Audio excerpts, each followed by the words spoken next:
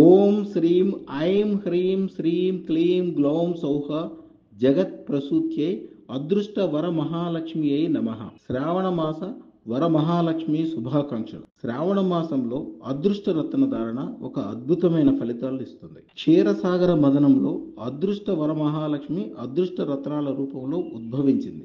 ఒక మామిడి చెట్టుకి శత అంటే 100 కాయలు కాయటం సహజం. సహస్ర అంటే 1000 కాయలు కాస్తే లక్ష్మి అంటారు. దశ సహస్ర అంటే 10,000 కాయలు కాస్తే మహాలక్ష్మి అంటారు. కోటి కాయలు కాస్తే అవి కూడా అత్యంత రుచివంతంగా ఫలవంతంగా కాస్తే అదే అదృష్ట వరమహాలక్ష్మి, అదృష్ట రత్న.